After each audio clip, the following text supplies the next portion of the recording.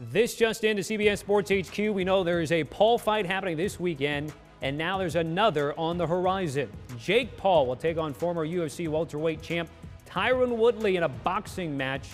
And we now have the deets of the times of when this is going to take place as we take a look at the tail of the tape. August 28th at 190 pounds, a 20 by 20 ring and 10-ounce gloves.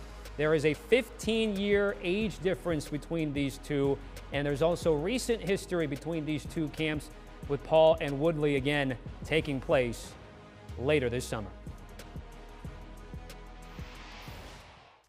And more from here. Brian Campbell of Morning Combat joining us. By the way, the show will be on Showtime with that fight. First off, your thoughts and reaction, BC. Well, this continues what Jake Paul's mission statement has been, that he wants to be taken seriously as a real fighter, as a real boxer. Are we there yet? No. But this is a step in the right direction. Look, Jake Paul, as a professional, the 24-year-old, 3-0 with 3 knockouts. Yes, that has not come against traditional professional boxers. A YouTuber in Easton Gibb, former NBA guard Nate Robinson, and, of course, retired MMA star Ben Askren. The common theme there is they don't really have hands, to be honest. At least Tyron Woodley, the 39-year-old former UFC champion, is a great athlete, has power in his hands. This has the potential to be a very competitive fight with fireworks, but I think it's also one that Jake Paul can win. No, if he wins this, we're not going to be talking about him fighting for a championship next. But one thing you do have to understand right now, the Paul brothers, yes, they're a bit carnival, a bit circus, but they bring the eyeballs, and this is Jake Paul trying to get legitimate. He's only 3 fights into his pro career. This is a spectacle. This is something to watch, but it will tell us even more whether Jake Paul's a YouTube sensation turned fake fighter, or whether his mission and his goal can be complete to actually become a legitimate pugilist. This is a better, let's say, potential representation of that than the first 3 offerings. And I mentioned there is history between these two. You mentioned Ben Askren. Tyron Woodley was in his corner for that, and there was a bit of a tit for tat during that exchange that night. Let's revisit that a little bit. I got 5 world. I got 5 world titles. You don't know about these. I got 5 world titles. You don't know about these, young champ. I got 5 world titles. Young champ, you don't know about these. We'll match it. We'll match whatever number you want. Gentlemen's bet. Yeah, I need to focus on the fight. We are. I don't play. Number one, I don't play games. That's what I Sounds like you're playing right now. I don't play games. I don't play games. Playing. If you really know how to get down, you know how to play games. As they've been around, BC, as you have, lots of mixed martial artists and boxers, the build-up to this, how do you rank it? Look, that was a little explosive offering there, even though Jalen Love, the gentleman in the center who acts as a trainer to Jake Paul, a former pro fighter in himself, he was really the lightning rod in this. But you see the beef. Jake Paul just knocked out Ben Askren in the first round. That's Tyron Woodley's training partner, longtime friend.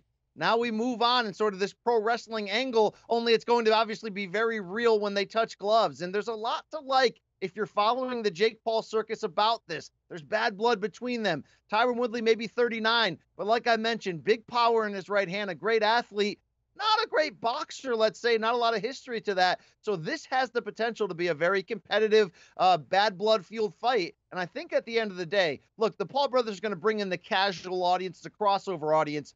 But if these fights in the ring come to August 28th on Showtime pay-per-view aren't dramatic, fun, competitive, no one's going to care. This has that potential to be kind of an interesting matchup that could teach us something here. Can Tyron Woodley, who had some very big highs, also some very dramatic lows in his last 4 fights in the UFC before getting let go, can he get a big payday and a big knockout? It's gonna be interesting to see once they touch gloves. And before I let you go, you talked about this being on Showtime Boxing. The Paul brothers had inked this deal recently to kind of get this done. I know your co-host, Luke Thomas, as this gets more prevalent and popular, a little bit apprehensive about trying to give the effort that you guys give so well on the podcast. But what about the Paul effect, BC, of what they've been able to do and what we've seen in the last few months?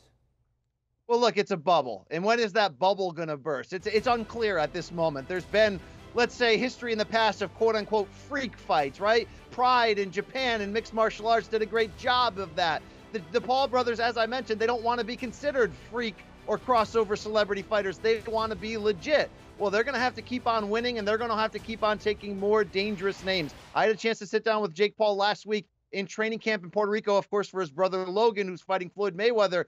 And, you know, both of them said, it's not just going to end here. We want Conor McGregor. We want as many big names as we can draw into the ring. The proof will be, as Floyd Mayweather always says, in the pudding, right? The proof will be there if the fights are competitive and they're fun and people want to come back and see them go. But right now, this bubble is huge. The eyes are on them. The money's coming in for someone like Tyron Woodley, who made a certain amount of money throughout his UFC career, a potential to cross over for a giant payday.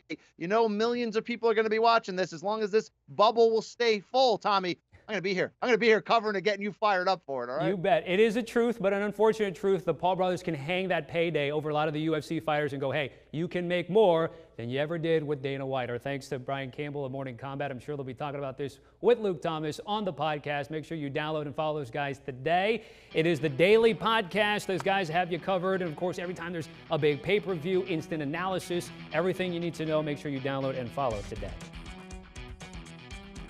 Do you want a sports network that delivers everything that matters about the game? The highlights, the picks, the instant analysis, no yelling, no fake debates, no politics. Hit the subscribe button and never miss a moment.